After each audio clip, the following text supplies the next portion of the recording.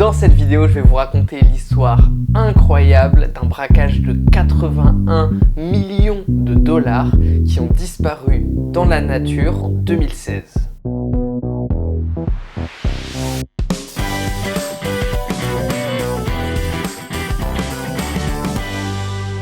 Aujourd'hui encore, nous ne savons pas qui a effectué ce braquage. Nous savons que les outils de hacking que je vais décrire dans cette vidéo sont développés par le collectif de hackers Lazarus. Ils seront en étroite collaboration avec la Corée du Nord notamment. L'attaque a été dirigée à la Bangladesh Bank, une banque qui fait partie du réseau SWIFT. Le réseau SWIFT, vous connaissez forcément parce que vous l'utilisez tous les jours. Chacune de vos transactions bancaires se font par le réseau SWIFT. SWIFT signifie Society for Worldwide Interbank Financial Telecommunication. Donc c'est pour tout ce qui est interaction entre les différentes banques dans le monde entier. Ce qui fait que vous pouvez faire des virements entre différentes banques. C'est un réseau de banques mondial qui gère plus de 30 millions de transactions par jour, qui a été fondé en 1973 et qui aujourd'hui est centralisé à Bruxelles. Mais alors, comment ça se fait qu'en mars 2016, on réalise que plus de 81 millions de dollars ont disparu de la Bangladesh Bank et se sont retrouvés dans des casinos dans les Philippines? 15 mai 2015. 4 comptes en banque sont ouverts aux Philippines et ce sera d'ailleurs la destination finale de l'argent avant de totalement disparaître dans la nature. 4 et 5 février 2016. 35 transactions SWIFT sont commandées par la Bangladesh Bank à hauteur de plus de 900 millions de dollars. 30 de ces transactions ont été bloquées. 5 sont passés. Il y a également des transactions qui ont été bloquées à cause d'une faute de frappe dans les destinataires, ce qui fait que l'argent n'a pas pu être livré. 9 février 2016. 4 jours plus tard, des retraits massifs se font sur les comptes. L'ensemble des 81 millions disparaissent dans la nature et vont se perdre dans des casinos philippins pour blanchir l'argent. Mais alors pourquoi dans des casinos philippins? La Philippine a une politique de tourisme très ouverte où le gouvernement a décidé de faciliter un petit peu la possibilité de miser au casino. On regarde pas trop d'où vient l'argent et on pose pas trop de questions. Donc plutôt pratique quand on veut faire disparaître 81 millions. 15 février 2016, 4 jours après la disparition des 81 millions de dollars, le président de la Bangladesh Bank démissionne. Cette histoire a fait le tour du monde.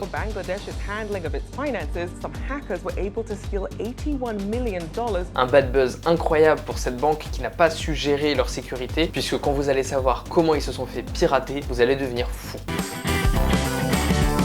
Comme je l'ai dit au début de vidéo, c'est un coup qui a très sûrement été fait par le groupe de hackers Lazarus. Une sorte de collectif, ils étaient là pour le piratage de Sony, ils sont là pour tous les grands coups de piratage, ils sont un peu dans le délire, c'est leur truc. Vous vous en doutez, l'organisme SWIFT n'a pas pu laisser passer et a mandaté des cabinets d'audit pour se renseigner un petit peu comment ça s'est passé, quel malware on a trouvé sur place, comment c'est possible, comment on a pu se faire hacker. Les cabinets d'audit ont du coup fait du rétro-engineering, ils ont fait le chemin inverse pour savoir comment ils s'y sont pris les hackers pour faire disparaître ces 81 millions de dollars. Donc il y avait eu plusieurs petits logiciels qui ont été utilisés, des malwares, notamment un qui s'appelle trojan.banswift, cheval de Troie.banswift, et ils ont réussi à voler le système SWIFT qui jusqu'à présent était le système bancaire international comme étant le plus sécurisé du monde. C'est-à-dire que tout le monde ne jurait que par ça. C'est impossible de le pirater, c'est sécurisé, il n'y a aucun souci, c'est centralisé. C'est grâce à ça qu'ils ont pu l'attaquer. La première étape, il fallait d'abord rentrer dans la banque. Une fois rentré dans la banque, il a fallu récupérer les logins Access Alliance Software, qui est en gros le portail auquel on se connecte pour arriver sur le réseau SWIFT. Donc il fallait récupérer les logins. Comme quoi, il faut protéger ces données. Ils ont peut-être eu un complice, c'est ce que soupçonne d'ailleurs Bangladesh Bank. Ils disent qu'il y a eu un complice, que quelqu'un leur a donné les mots de passe pour accéder au portail. Et une fois accédés sur le portail, ils ont mis un mouchard. Tous les jours, observaient toutes les transactions. À quelle heure ils se connectent, à quelle heure ils font les transactions, quelle est la somme moyenne des transactions. Grâce à ça, ils ont eu pendant 6 mois toutes les informations. Qu'est-ce qu'il faut pas dépasser comme montant? Si on dépasse le montant, ça alerte qui? Et comme ça, ils ont pu préparer leur coup et savoir quand ils allaient effectuer les transactions, s'y prendre de la meilleure manière. Pour pouvoir récupérer toutes ces données de connexion, de quand est-ce qu'on se connecte, quelle est la somme moyenne des connexions, du coup, ils avaient mis en place un serveur et le mouchard était aussi chargé d'effacer toutes les traces pour être sûr qu'il n'y ait aucun moyen de les retrouver par la suite.